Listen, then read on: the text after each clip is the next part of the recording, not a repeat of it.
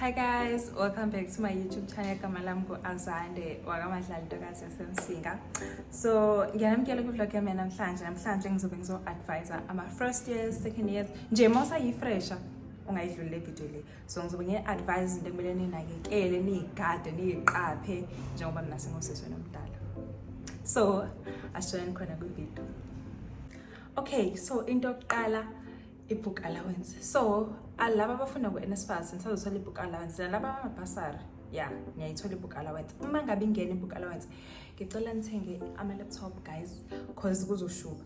Uzothola ama-assignments, uzophephela kwi-laptop kamnganakho, naye uzoyidinga. So ngiyacela buy those laptops nge-book allowance guys, please buy those laptops. Okay, ngizozama ukushesha cause maninganyana ama-points.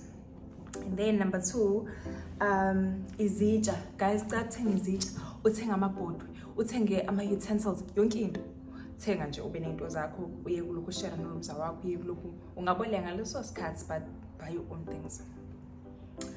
I-bedding, you must have ama-bedding awu-2 ukuze mangabe uwashile wazi ukuthi usuka kule uya kule, usuka kule uya kule, and uyiwashe leyo bedding please.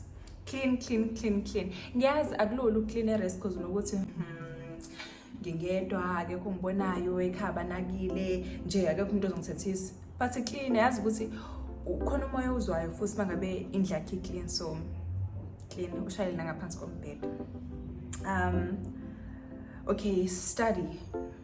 Ekufundeni guys, sonke sinendlela engafani zokufunda, but try go to the library, ubone ukuthi kuyakusebenzela yini, uye kwi-study room. Ama-rest amaningi anama-study rooms, uzama ukufundela khona, uzama ukufundela endlini, uzama ukulandela, futhi ushomane nalabantu abaphasayo ukuze uzokwazi ukuthi uphasa. But konje into ngama-recall but ngisho kususa ukwenza konke ukufunda because iyona nto ngempela osukuyizela. As much as ufunda izinto eziningi nawe ngawo uzifunda kwawena, but funda uphase please because ngizokushaya mina. Save please. Save imali yakho. Ngisho kuthi uthola NSFAS kuphela, kuyasave ngo-NSFAS 100 rand ngenyanga, uyawenza 1.2 ngoDisemba. So save. Have money for bread. Because sefika leso sikhathi leso awufuna ukupheka ama-noodles aphelile, isinkwa nje, uhlimela uhlezi unemali, ucash ukuthenga isinkwa uzokudla ukudla ka-rooms. Buy things in pairs. Uyabona uma beqala unyaka uthola isamba semali, I think 5 point something, yabo. Uma usathenga lapho thenga izinto nga-2 ama-roll on awu-2 in nga-2 ukuze uma kushaya inyanga elandelayo kuzobe sekuphela okukodwa bese uphinde uyathenga, uhlezi ukuthi mangabe kukhona okusebenzisayo ubunokunye okuhlele ekhabetheni. Do assignments kusase-early. Please ngibhalile la izinto ukuze ngizokhumbula. Ama-assignments guys ngicela unwenze kusase-early because mase sewulate awukhona uku-reference kahle, ama-references amanye usungasawatholi. So le information osayitholile bhala ama-references akhona because mase uyiqeda assignment yonke amanye ama-references uyawakhohlwa. So ama-reference wenze at the time wenza i-assignment. Don't go over your budget because of peer pressure. Your friends will buy sneakers, ungenayo imali lama-sneakers, don't buy them because awa-afford futhi akusinto adikwe i-budget sakhe, heavy budget. Uma wazi ukuthi okay mina ngoJune ngifuna ukuthenga ama-sneakers, ngiphinde ngothenga nangoDisemba, mina bengathenga ngoDisemba ke mostly ama-sneakers ngaphandle uma ukuthi khona umuntu ongithengelela, but ngazi okay ngoDisemba ngithenga ama-sneakers, ngiyazi ngoNovember nje mangabe ngingena imali yokugcina uthenga ama-sneakers. Okay, bese ngisho lelo ukuthi associate yourself with people who pass, abantu abafundayo, because awulahleki kakhulu. Participate in activities enzakalayo e-varsity, ngabe ise-resi, ngabe isesikoleni phakathi, participate because you're still young and ngeke uphinde ulithole lithuba leli.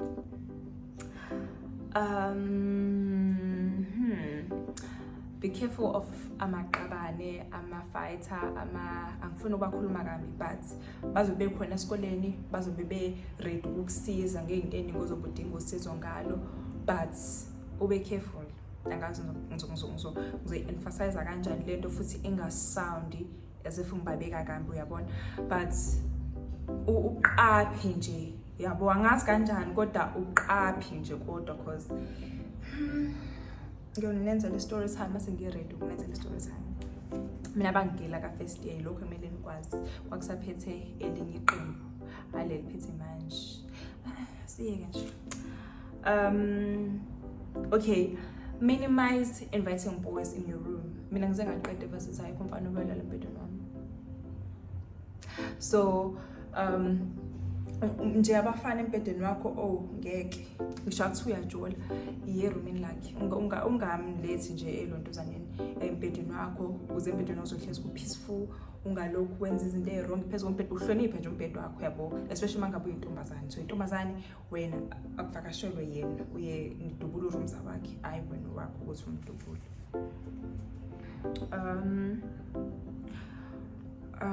Okay, so let's say you guys are friends or no rooms. Ninga date nabafana babangani. Please don't do that. Bayanhleba futhi enye relationship izophela, enye ingapheli. Akwenzeki njalo, akubi njalo. That's not always the case, but kwesinye isikhathi esiningi our past guys. So and let's say wena ukho sekhaya urooms wakho khona afika umuntu wakhe sebemphathela omunye umuntu ufuna urooms enjani amcebe enze njani yabo. So ningaqomi ndawonye no rooms zakho on nabangani bakho ecampusini. Do promotions Malta. Okay, I'm a promotions but we example, but mangabe kufika ithuba lokuthi usebenze ngama weekends, take it. You're still young, take it. Don't compare yourself with others. Okay, so mawufike varsity usuzohlangana nengane eziningi eziphuma endaweni ehlukene uthi uyafika laba abakhuluma ngalendlela ngenxa ukuthi basuka endaweni yokuthi nawe uqhamuka kwankomo zinye upolishi nawe uphila indlela kanje ukhuliswe ngendlela kanje akungakwenzi lokho uzizwe uzero. Zazi ukuthi wena wakhuliswa kanje futhi uphila kanje kungakwenza uzizwe ngazuthi mhlambe awukho ngcono bona bangcono kunawe. Masifike evarsity sonke siyafana.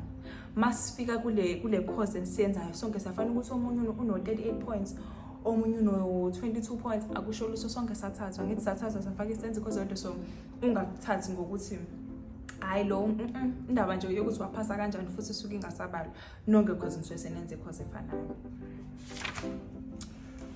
Yabo ukuthi siyaqhubha angifuni ibe yinde kakhulu le video le. Awumphekela umfana ngizonishaya futhi ngeze ukuthi ngiphekela abafana iris ngizonishaya. Awumphekela umfana ngoba uyajwayela umfana ufika umpheke umuphi ukudla wakho oqala uzobe sekufonela into elandela hawo uphekile yini njalo sekumele wazi wena ukuthi kwigrocery yakho kunomuntu ombalile kwigrocery yakho futhi abafana abaningi abathanda ukuthenga ukudla uyazi ukuthi ekudleni kwakho uneplate ungamjwayeza umfana ukuthi umuphi ukudla ngiyacela nenzele mina njengosisi wena omdala. Don't share your groceries with your roommate. Don't. Ngazama angifuni uqamba manga ngazama ngathi mase kufika ke lapha ke manjena sekuyaliwa ke manjena kubangwa izimpuphu nezinkwa. I'm joking, but yeah, ungashare igrocery yakho no rooms zakho guys ngiyacela.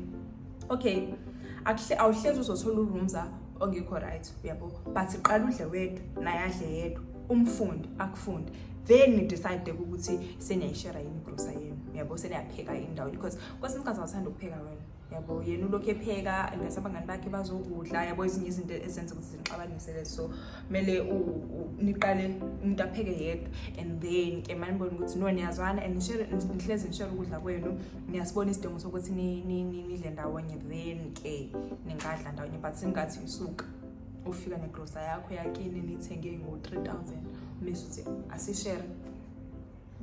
Don't do that. Ungabolekisi ngemali yakho ngiyacela. Ungajwayela ukuthi ubolekisa abantu imali nawe futhi ungajwayela ukuboleka imali ngiyacela. Usemncane for ikweleti, usemncane uboleka imali yakho. Ngiyacela ungaboleka imali mina ngingaboleka imali nawe buyisanga.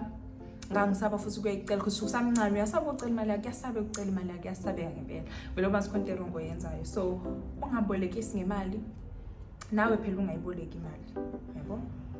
Yeah. Okay. Abanye mhlambe bazongiphikisa kule. Ungajole res la uhlala khona. Yeah, ungajole res la uhlala khona ngiyacela. Awujole res la uhlala khona ngoba ngizokutshela mina ukuthi ngobani. Mina ngikaza futhi ngijole res futhi kwangisebenzela. Awujole res la uhlala khona ngoba umfana mayazi ukuthi useduze hayi zokhala zizokhala mntanami zizokhala. So nje akazi nje ukuthi ukude akube ugibela ibhasi uya kwenye race uzombona umuntu wakho, ungavamisi ukujola irace ojola nayo.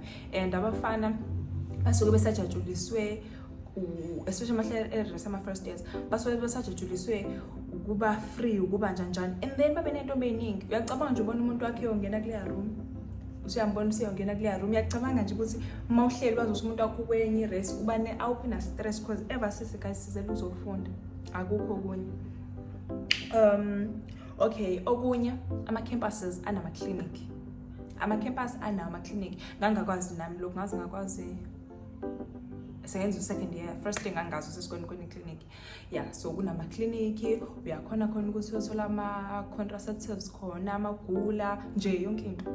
Cela nihambe clinic mangabe uyidinga. Urumza wakho again umngani wakho. Urumza wakho umuntu omfika ohlaliswe naye, akusiyena umngani wakho. Ubungani bakheka after, so ungathi nithi niqala nihlala ndawonye and then ucabanga ukuthi urumza umngani wakho, because urumza engaxoxa ngawo mangabe kufika abangani bakhe, yabo. So ungasheshi ukufaka ekhanda ukuthi hayi urumza umngani wami, akukho njalo. Wipe the toilet seat, especially race. Se-race ise-campusini awuhlali etoilet. Mina asingenze njani, ngifike ngiwipe i-toilet seat and then ngisquat emancane. Mina nje indlela engisaba ngayo. Amaningi ama-infections ongawathola, especially mangabe ungaliwipe i-seat, especially mafuna ukuhlala wenze isikhathi eside etoilet. Uyawipe i-seat and then uyahlala, ungabi nethemba lokuthi ubona li-clean. Wipe, lingenaconsi, lingenalutho, li-wipe ukuze uzoba safe. Don't share your clothes with your roommates, please don't. Ungayishare because uzozi-abuse impahla zakho. Urumza uzozi-abuse impahla zakho. Ungashare, ngiyacela, because zizoguga futhi impahla zakho. Hayi wonke umuntu uyakwazi ukulokho eboleka into yomuntu ayigqomile. Mina ngiyasaba ukugqoka into yomuntu kaningi. Ngiyasaba, angivamile ukuboleka, ngiyabolekisana ngempahla, but angisiyo lo muntu ovamile ukuthi akuboleke into ngaphandle uma kusilambe ngikamnganami sengigcolelwe into, ngicongole into ukuthi basi ngeke ngibone ngiplan outfit, ngiplana ngiskipa samngani wami ne-shorts ka-rooms. Gqoka impahla zakho. Asijoli namaqabane. Nizothi ngawazondana amaqabane. Hey guys, ungajoli nawo, because amanye